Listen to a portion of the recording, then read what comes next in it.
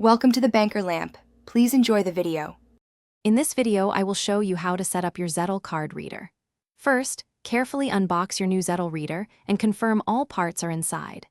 Next, connect the provided USB cable to the reader and a power source to fully charge it. This usually takes about 2 hours.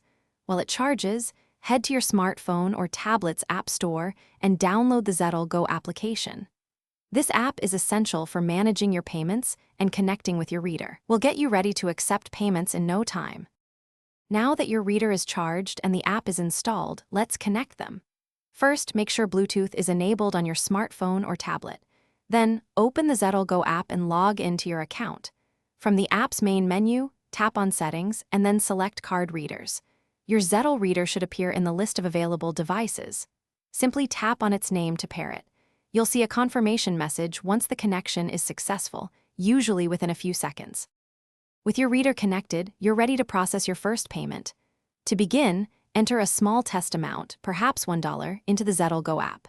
Then, instruct your customer to either tap their contactless card, insert their chip card, or swipe their magnetic stripe card on the reader. The app will display the transaction details for your confirmation. Once approved, you can offer your customer a digital receipt sent directly to their email or phone number. It's that simple to complete a sale.